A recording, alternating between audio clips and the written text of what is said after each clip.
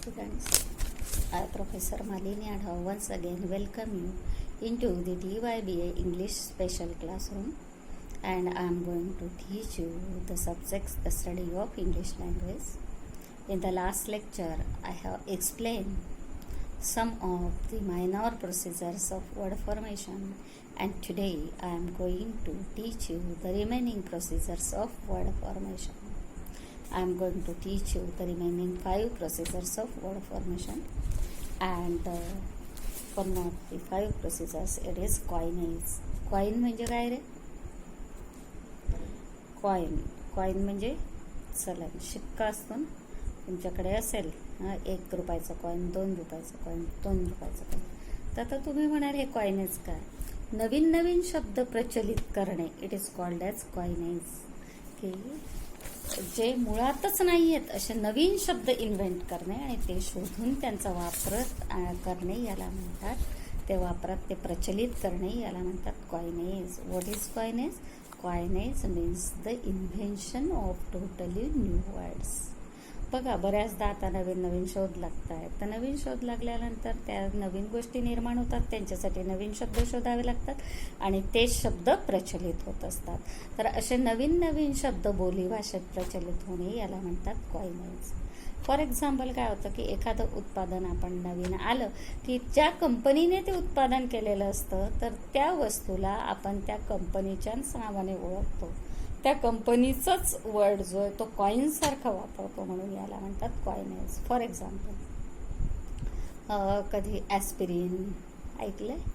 Aspirin हे औषधाचं नाव आहे की जे डोकेदुखीसाठी गोळी वापरली जाते. आता कदाचित तुम्ही घेत नाही, ॲस्पिरिनच्या ऐवजी आता कॉम्बीफ्लॅन वापरलं जातं, बरोबर आहे? कॉम्बीफ्लॅन. तुम्ही जर खेडेगावात गेले तर ते अडाणी लोक असते ना, ते कॉम्बीफ्लॅम काही येत नाही, त्यांना काय म्हणतात कोंबडी फॉर्म. आता हा कोंबडी फॉर्म हा काय शब्द आहे? तर कॉम्बीफ्लॅम. कॉम्बीफ्लॅम काय म्हणायचं आहे त्यांना की जी पेनकिलर असते, त्या पेनकिलर ह्या शब्दासाठी तुम्ही त्यांना कॉम्बीफ्लॅमच्या ऐवजी दुसरी कोणती पण दिली, तो कोंबडी फॉर्म म्हणत असेल तरी त्याला कॉम्बी फॉर्म किंवा दुसऱ्या कंपनीची पेनकिलर दिली जाते. But this Combiflam it is used as a substitute for the painkiller. तर तशा पद्धतीने की एखाद्या कंपनीने एखादी वस्तू काढलेली असेल तर त्या प्रॉडक्टसाठी त्या कंपनीचंच नाव कॉईनसारखं वापरलं होतं. आता फॉर एक्झाम्पल, नायलॉन हा शब्द आहे, नायलॉन हे कंपनीचं नाव आहे. मग त्या नायलॉन कंपनीने कपडे पण काढले होते, साबुदाणा पण नायलॉन असतो. तर मग नायलॉन म्हणजे काय झालंय की त्या विशिष्ट कंपनीचं ते नाव आहे. किंवा क्लिनेक्स. क्लिनेक्स हे काय की बूट पॉलिश बनवणारी जी कंपनी आहे ना, तिचं नाव क्लिनेक्स आहे. तर बूट पॉलिशच्या ऐवजी आपण त्याला क्लिनेक्स असंच म्हणतो, भले ते कोणत्याही कंपनीचं असू द्या. किंवा बघा, आता जर समजा झेंडू बाम असा की बाम कुठल्याही कंपनीचा असू द्या, बाम म्हणजे काय, पण तुम्ही जाऊन काय सांगतात, नाही झेंडू बाम द्या. तर हे काय झालेलं आहे की दिस इज कॉइनेज. कॉइनेजचा एक अगदी सगळ्यात सोपं एक एक्झाम्पल सांगतो तुम्हाला, की थोडंसं जर समजा मी तुम्हाला आता काही नोट्स वगैरे दिल्या आणि तुम्हाला सांगितलं लिहून घेतो का, तुम्ही लिहिलाल का? नाही आणा मॅडम, आम्ही झेरॉक्स करून आणतो. तर झेरॉक्स काय की झेरॉक्स हा मूळ शब्द नाही. झेरॉक्स म्हणजे काय करतो आपण, फोटोकॉपी काढतो, आणि झेरॉक्स करणारं जे मशीन आहे ना ते फोटोकॉपिंग मशीन आहे, परंतु आपण त्याला फोटोकॉपिंग म्हणत नाही किंवा फोटोकॉपी करून आणतो असं म्हणत नाही. काय म्हणतात तुम्ही त्याला? झेरॉक्स. का? झेरॉक्स या कंपनीचं नाव आहे की ज्या कंपनीने ते फोटोकॉपिंग मशीन बनवलं होतं, परंतु आपण काय केलंय आता त्या फोटोकॉपिंग याच्यासाठी सबस्टिट्यूट म्हणून आपण झेरॉक्स हा शब्द वापरतो. आणि इव्हन आपण काय केलंय की त्याचं वर्क पण करून टाकलंय, xeroxing. Make it a xerox, give me 2 xerox वगैरे. So this is called as coinage. बघा, पूर्वीच्या काळी ना फक्त साबण वापरले जायचे रे कपडे धुण्यासाठी वगैरे, पण मग नंतर निरमा आला. निरमा हे काय, वॉशिंग पावडर आहे, परंतु मग ते वॉशिंग पावडर कोणतंही असो, त्याच्यासाठी वॉशिंग पावडर असे घराघरातल्या बायका म्हणत नाही, त्या काय म्हणतात, निरमा दे. निरमा म्हणजे निरमा हे जे एका विशिष्ट कंपनीचं नाव आहे, ते त्या वॉशिंग पावडरसाठी वापरलं जायला लागलं, प्रॉडक्टसाठी वापरलं जायला लागलं. दिस इज कॉल्ड ॲज कॉइनेज. ते नवीन शब्द प्रचलित करण्याची जी पद्धत असते त्याला म्हणतात कॉइनेज. त्याच्यानंतरची जी प्रोसिजर आहे तिला म्हणतात बॉरोइंग. बॉरो म्हणजे दुसऱ्याकडून घेणं, उधार उसनवार घेणं, आपलं नसलेलं दुसऱ्याकडून मागून घेणं, त्याला म्हणतात बॉरोइंग. तर प्रत्येक भाषा जी असते ना ती दुसऱ्या भाषांमधले काही शब्द उचलत असते, ती अडॉप्ट करते.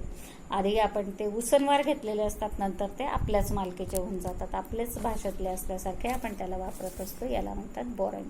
आता फॉर एक्झाम्पल मराठी हिंदीमध्ये सुद्धा आपले संस्कृतचे काही वर्ड्स जे ते तसे घेतलेले असतात आणि काही वर्ड्स जे आहेत ते त्यांच्यामध्ये आपण फक्त काही फरक केलेला असतो. जे जसे तसे वापरतो त्याला आपण तत्सम शब्द म्हणतो आणि ज्याच्यात काही बदल करतो त्याला तद्भव शब्द म्हणतो.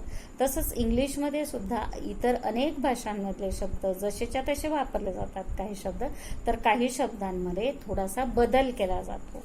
तर हे जे आहे की दुसऱ्या भाषांमधले शब्द आपल्या भाषेमध्ये वापरणं याला म्हणतात बॉरोइंग. आता फॉर एक्झाम्पल इंग्लिशमध्ये असे बरेचशा भाषांमधले बरेचसे शब्द आहेत की जे मूळ इंग्रजीचे नाही आहेत, ते दुसऱ्या भाषांमधून बॉरो केले. What is borrowing? Borrowing mean taking over the words from other languages to adopt the words from other languages. It is called as borrowing. For example boss हा शब्द तुम्ही नेहमी वापरतात इंग्लिशमध्ये, पण तो मूळ इंग्लिश शब्द नाही, तो डच लँग्वेजमधून आलेला आहे. अल्कोहोल हा शब्द आहे बघा, आता तर आपला खूप परिचय होऊन गेला आहे त्याच्याशी, की आलो बाहेरून की आपण लगेच हात सॅनिटाईज करतो, काही केलं की लगेच सॅनिटायझर वापरतो. हे सॅनिटायझरमध्ये काय असतं? अल्कोहोलच असतं. पण हे अल्कोहोल जे हा मूळ शब्द जो आहे तो अरेबिक भाषेतला आहे. त्याच्यानंतर लिलॅक हा शब्द हा पर्शियन भाषेतून आला आहे. पियानो वाजवतात ना तुम्ही, हा पियानो शब्द सुद्धा मूळ इंग्लिशचा नाही आहे, तर तो पियानो इटालियन लँग्वेजमधून आला. बघा आजचं युग हे रोबोचं युग आहे. रोबो टेक्नॉलॉजी खूप मोठ्या प्रमाणात वाढत चालली, पण मुळात रोबो हा शब्द जो आहे हा सुद्धा झेंच भाषेतून आलेला आहे.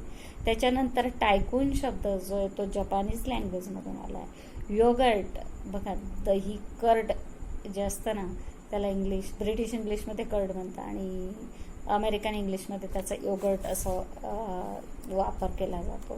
तर योगर्ट हा जो शब्द आहे ना हा तुर्किश भाषेतून आलेला आहे. किंवा प्रिट्झेल हा शब्द आहे हा जर्मन भाषेतून आला आहे. हा झेब्रा प्राण्याचं नाव आहे, ते झेब्रा हा शब्द जो आहे तो बांटू लँग्वेजमधून आलेला आहे. जंगल हा शब्द इंग्लिशमध्ये वापरला जातो. खरं तर मुळात इंग्लिशमध्ये फॉरेस्ट हा शब्द आहे त्याच्यासाठी, पण जंगल आपण सहज वापरतो. हा कुठून घेण्यात आलेला आहे? हा हिंदी लँग्वेजमधून घेण्यात आला आहे. किंवा चटणी हा शब्द इंग्लिशमध्ये वापरतो आपण, चटणी हा मराठीतून घेण्यात आला आहे. त्या चटणीचं चटणिफिकेशन असा सुद्धा शब्द केला जातो. आपण म्हणतो ना तिखट मीठ लावून सांगण्यात त्याला म्हणतात चटणिफिकेशन, चटणीफार. किंवा चक्कर हा मराठी शब्द आहे, गोल गोल गोल गोल फिरणं, तर तो सुद्धा इंग्लिशमध्ये अडॉप्ट झाला आहे, तो सुद्धा ॲक्सेप्ट झाला आहे. किंवा चपाती हा शब्द जो आहे तो सुद्धा इंग्लिशमध्ये ॲक्सेप्ट झाला आहे. So this is called as borrowing. आता याच्या पुढची एक नेक्स्ट प्रोसिजर असते जी बॉरोइंग सारखीच असते, फक्त थोडा बदल त्याच्यात आहे. त्याला म्हणतात लोन ट्रान्सलेशन. लोन म्हणजे कर्ज, बॉरोइंग म्हणजे पण काय? कर्ज दुसऱ्याकडून घेणं, त्याला म्हणतात लोन. परंतु इथं काय? ट्रान्सलेट. बघा बॉरोइंगमध्ये काय आहे की जो शब्द जसा असेल तसाच्या तसा ॲक्सेप्ट केला जातो, त्यावेळी त्याला बॉरोइंग म्हणतात. पण लोन ट्रान्सलेशनमध्ये काय केला जातो की एखाद्या भाषेतला शब्द जो आहे तो आपल्या भाषेमध्ये ट्रान्सलेट करून वापरला जातो, त्यावेळी त्याला म्हणतात लोन ट्रान्सलेशन. ह्या लोन ट्रान्सलेशनलाच एक विशिष्ट शब्द वापरला जातो, त्याला म्हणतात काल्क. व्हॉट इज काल्क? काल्क is a special form of borrowing. Here the words from other languages they are borrowed and they are translated into our language. This is called as loan translation or call. For example बघा तुम्ही super market, आजकाल आहे ना, पूर्वी कसं ना छोटी छोटी दुकानं असायची, किराणा दुकान छोटंसं, टपरी असायची, कपड्यांचं दुकान छोटंसं, भांड्याचं दुकान छोटंसं, पण आजकाल तसं नाही. आजकाल काय? सुपर मार्केट, एकाच ठिकाणी जा, तुम्हाला सगळ्या वस्तू तिथंच मिळतात. आपली आवडती कन्सेप्ट आहे बघा, मॉल किंवा सुपर मार्केट. हा सुपर मार्केट शब्द कुठून आला आहे? तर जपानीज लँग्वेजमध्ये सुप्पा मार्केटो असा शब्द आहे. काय? सुप्पा मार्केटो. त्या सुप्पा मार्केटचा अर्थ होतो सुपर मार्केट. तर त्याचं इंग्लिशमध्ये सुप्पा मार्केटो न वापरता त्याचं ट्रान्सलेशन सुपर मार्केट असं करून तो शब्द यूज केला जातो. तर हे आहे तुमचं लोन ट्रान्सलेशन किंवा त्यालाच म्हणतात का. जपानीज भाषेमध्ये रॅजिओ हा शब्द आहे, त्या रॅजिओचं ट्रान्सलेशन इंग्लिशमध्ये करून त्याला रेडिओ असं म्हटलं जातं. So this is also loan translation. किंवा बघा जपानीज लँग्वेजमध्ये बॉयफ्रेंडो हा शब्द आहे. कोणता? बॉयफ्रेंडो. त्या बॉयफ्रेंडोचा अर्थ होतोय बॉयफ्रेंड. तर त्या बॉयफ्रेंडचं ट्रान्सलेशन इंग्लिशमध्ये बॉयफ्रेंड असं केलं गेलं आणि बॉयफ्रेंड हा शब्द प्रचलित झाला. मग बॉयफ्रेंड आल्यानंतर त्याच्यापासून गर्लफ्रेंड हा शब्द पुन्हा पुढे प्रचलित झाला. किंवा बघा मशीन हा शब्द नेहमीच वापरतो. तर हा मुळात मशीन हा शब्द सुद्धा जपानीचा मिशीन ह्या शब्दाचं ट्रान्सलेशन आहे इंग्लिशमध्ये मशीन. किंवा सुपरमॅन हा शब्द वापरतो ना आपण, तर हे सुद्धा ट्रान्सलेशनच आहे, लोन ट्रान्सलेशन. जर्मन वर्ड आहे उबेरमेन्श नावाचा जर्मन वर्ड आहे आणि त्या उबेरमेन्शचं ट्रान्सलेशन जे आहे ते सुपरमॅन आहे आणि म्हणून तो सुपरमॅन शब्द जो आहे तो वापरला जातो. किंवा बघा तुमचा आवडता वर्ड आहे कोणता वर्ड, हनीमून. हां, त्या हनीमूनचंच आपण मराठीमध्ये सुद्धा तसं लोन ट्रान्सलेशन केलंय मधुचंद्र. हा मधुचंद्र मुळात आपला शब्द नाही, हनुमनचं लोन ट्रान्सलेशन आहे. आता मधुचंद्र काय पण वापरलं जातं. आता मुळात हा जो हनीमून हा शब्द आहे ना, हा इंग्लिशचा पण मूळचा शब्द नाही, तर तो स्पॅनिश भाषेतून लिना डी मेल. काय स्पॅनिश शब्द, ल्युना. ल्युना म्हणजे चंद्र, डी आणि मेल म्हणजे हनी. तर त्याचं ट्रान्सलेशन जे आहे ते हनीमून असं केलं गेलेलं आहे आणि त्या हनीमूनचं लोन ट्रान्सलेशन जे ते आपण मराठीतून केलेलं आहे मधुचंद्र. अशा पद्धतीने हे असतं लोन ट्रान्सलेशन किंवा त्यालाच काक असं म्हटलं जातं. आणि त्यानंतरची प्रोसिजर आहे तिला म्हणतो आपण बॅक फॉर्मेशन. बॅक म्हणजे काय, मागून, आणि फॉर्मेशन म्हणजे बनवणे. सहसा कसं असतं ना, पुढून मागे कोणतं पण बनवत जातो आपण, परंतु कधी कधी मागून पुढे बनवत येणं असतं, त्याला म्हणतात बॅक फॉर्मेशन. बघा सहसा काय असतं की एखादं व्हर्ब असतं आणि त्या व्हर्बवरून आपण नाऊन बनवतो. आता फॉर एक्झाम्पल मीठ हा शब्द आहे, MEET, मीठ. मीठ म्हणजे भेटणे आणि मग त्याच्यावरून आपण त्याला ING लावतो आणि त्याचं नाऊन करून टाकतो मीटिंग, भेटणे. ॲग्री हा शब्द आहे, ॲग्री म्हणजे सहमत असणे, AGREE आणि मग त्याला आपण मेंट लावून देतो आणि त्याच्यापासून आपण काय करतो, ॲग्रीमेंट असा शब्द तयार करतो. बरोबर. रिलेशन हा एक व्हर्ब असतो, त्याला आपण रिलेशनशिप असं तयार करून टाकतो. फ्रेंड असेल त्याची फ्रेंडशिप, म्हणजे एक मूळ शब्द जो असतो ना तो सहसा काय असतो की व्हर्ब असतो आणि त्या व्हर्बवरून आपण त्याचं नाऊन करतो. पण कधी कधी हीच प्रोसिजर उलटी केली जाते की मुळात एखादा शब्द नाऊन असतो आणि त्या नाऊनचं रूपांतर व्हर्बमध्ये केलं जातं, तर त्यावेळी याला म्हणतात बॅक फॉर्मेशन. म्हणजे कसं, फॉर एक्झाम्पल बघा डोनेशन हा शब्द मुळात देणगी हा शब्द निर्माण झाला आधी, तर ते डोनेशनवरून मग त्याच्यापासून आधी हा नाऊन होता आणि त्याच्यावरून बॅक फॉर्मेशन करून आपण टू डोनेट, देणगी देणे. इमोशन हा मूळ शब्द आहे, परंतु इमोट, इमोशनल होणे किंवा भावनाशील होणे, याला आपण काय करतो, इमोशनवरून इमोट असा शब्द करतो. ऑप्शन म्हणजे पर्याय, हा मूळ नाऊन आहे पण त्याच्यावरून टू ऑप्ट हे आपण व्हर्ब करून टाकतो. तर हे झाले बॅक फॉर्मेशनचे शब्द आहे की जे मुळात नाऊन असतात आणि नाऊनवरून त्याचा आपण व्हर्ब तयार करतो, त्याला म्हणतो बॅक फॉर्मेशन. एन्थुझियाझम म्हणजे उत्साह, त्या नाऊनवरून आपण करून टाकतो एन्थ्यूज, त्याचं व्हर्ब करून टाकतो. बेबी सिटर म्हणजे लहान मुलांना बसण्याची वस्तू किंवा जागा, त्या बेबी सिटरवरून आपण बेबी सीट असं व्हर्ब करून टाकतो. बर्गलर, बर्गलर म्हणजे तिजोरी फोडणारा असतो त्याला बर्गलर म्हणतात, तर त्या बर्गलरवरून बर्गल असा शब्द म्हणजे तिजोरी फोडणं. किंवा एखादा पेडलर म्हणजे रस्त्यावरून पायी चालणारा असेल तर त्यावेळी आपण त्याला पेडल असं त्याचं व्हर्ब करून टाकतो. किंवा स्विंडलर, स्विंडलर म्हणजे फसवणूक करणारा, ठकवणारा कोणाला, त्याच्यावरून स्विंडल म्हणजे कोणाची तरी फसवणूक करणे, कोणाला तरी ठकवणं असा शब्द तयार केला जातो. किंवा टेलिव्हिजन हा मुळात नाऊन होतं आणि त्याच्यावरून टेलेवाईज किंवा टेलिकास्ट असं शब्द तयार केले जातात, टेलेवाईज. तर हे झालं बॅक फॉर्मेशन. आणि आता हा बॅक फॉर्मेशन जे आहे ना याचाच एक स्पेशल फॉर्म असतो, त्याला म्हणतात hypocorism. What is hypocorism? Hypocorism is a special form of back formation. फक्त याच्यामध्ये फरक असा आहे ना की याच्यात लॉंग वर्ड असतो, मोठा वर्ड असतो, तर त्याच्या एका सिलॅबलला त्याला रिड्यूस केला जातो. A long word is reduced to one syllable and then Y or I it is added at the end of the syllable and a new word is created. It is called as हायपोकोरिझम.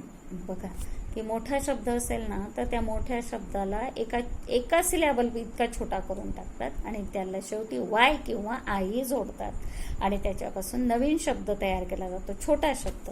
तर त्यावेळी त्याला म्हणतात हायपोकोरिझम. याचा वापर बघा आपले मित्रमैत्रिणींची नावं असतात ना त्याच्यामध्ये आपण करत असतो. आता फॉर एक्झाम्पल एखादचं नाव सुप्रिया असेल तर सुप्रियाच्या ऐवजी तुम्ही काय करता, सुप्पू. म्हणजे ते एवढं आधी घेतात आणि त्याला ऊ जोडून देतात. एखादीचं नाव रीता असेल तर तिला ऋतू. तर अशा पद्धतीने एखाद्याचं असेल काहीतरी, म्हणजे आपण काय करतो की त्या नावाचा शॉर्ट फॉर्म करतो, त्याला ऊ वगैरे आपण जोडून देतो. तर हे जरी हे हायपोकोरिझम. आता फॉर एक्झाम्पल मोठे मोठे शब्द कसे वापरतो तुम्ही, तुमच्या सगळ्यांच्या खिशात हँकरचिप आहे का? पण हँकरचिप याला तुम्ही कधी हँकरचिप एवढं म्हणता का रे? नाही म्हणा. काय म्हणता? हँकी.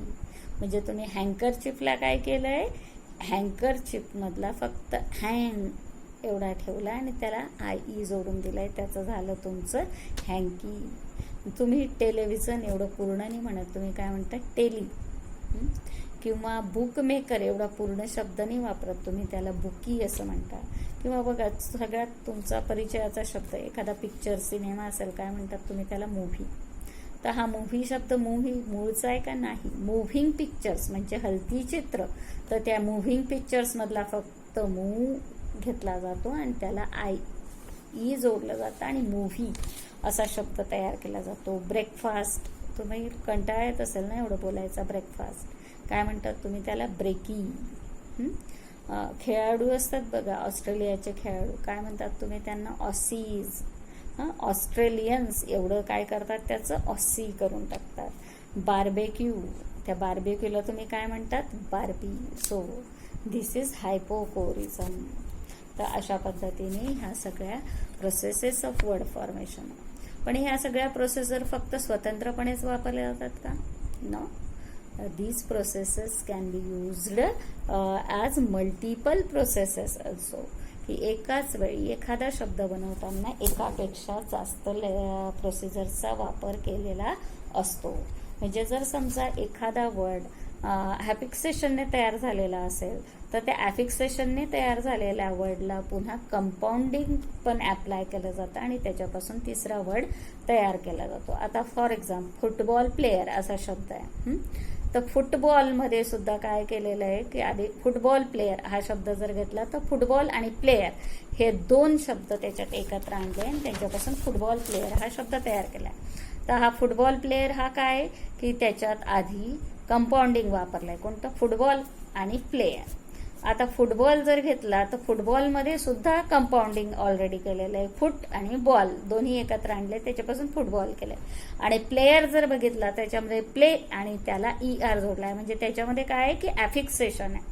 म्हणजे हा फुटबॉल प्लेयर जो आहे त्याच्यात 3 प्रोसिजर आहेत, 2 वेळा कंपाऊंडिंग झालेलं आहे आणि एकदा त्याच्यामध्ये ॲफिक्सेशन झालंय. म्हणजे असं नाही आहे की एखादा वर्ड तो ॲफिक्सेशन नाही तर त्याचं कंपाऊंडिंग करता येणार नाही किंवा त्याचं कन्व्हर्शन करता येणार नाही किंवा त्याचं ब्लेंडिंग करता येणार नाही, असं नाही.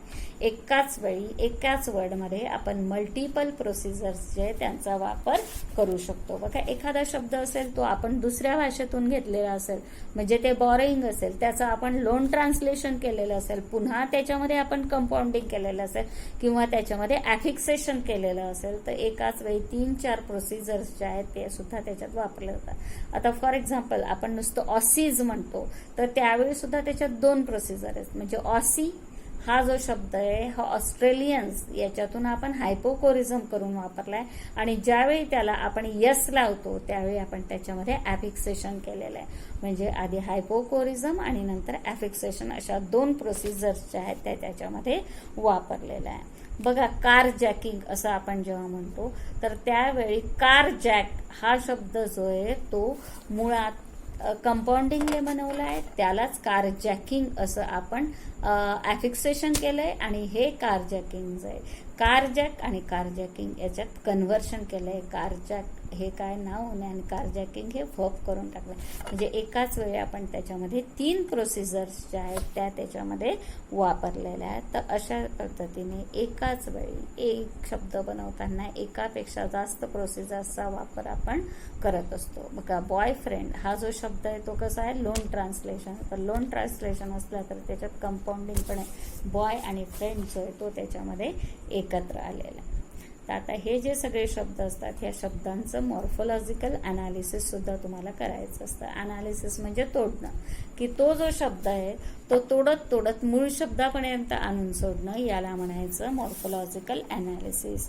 आता फॉर एक्झाम्पल केअरलेसनेस हा शब्द आहे. तर केअरलेसनेसमध्ये आधी स्टेम काय केअरलेस त्याला जोडलाय नेस म्हणून आपण आधी काय करू केअरलेस बाजूला काढू. तो केअरलेस आहे स्टेम आणि लेस जो आहे ते आहे सफिक्स. पण हे सफिक्स कोणत्या प्रकारचं आहे क्लास चेंजिंग डिरायव्हेशनल सफिक्स. मग केअरलेस जो आहे त्याला पुन्हा आपण तोडू. याच्यामध्ये केअर हे रूट आहे आणि लेस हे पुन्हा क्लास चेंजिंग डिरायव्हेशनल सफिक्स.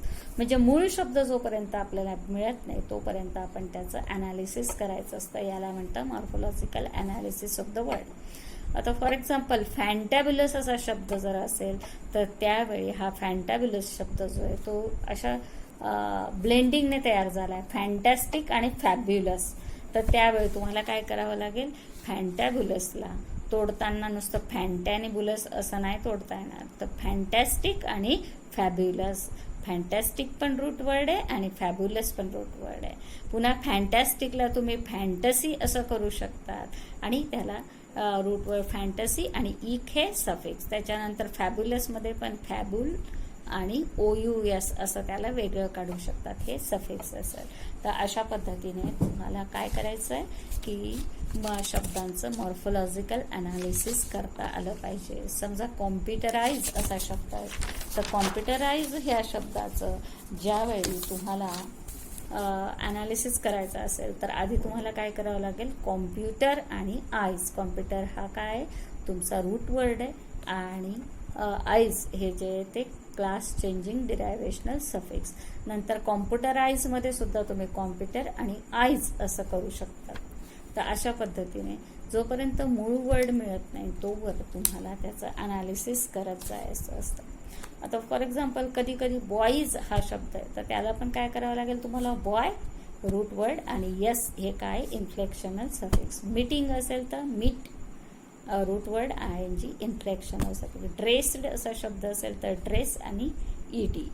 मदरहुड असा शब्द असेल तर मदर आणि हुड. मदरलँड असेल तर मदर आणि लँड. इंजिनियर्स असा असेल तर आधी इंजिनियर वेगळा काढावा लागेल एस वेगळा काढावा लागेल. नंतर इंजिनियर मधला इंजिन वेगळा काढावा लागेल ER वेगळा काढावा लागेल. पण पुन्हा इंजिनला तोडू शकतात का नाही. जोवर तुम्हाला रूट वर्ड मिळतो तोपर्यंत हे सगळं करायचं असतं. So our topic of morphology it is now complete.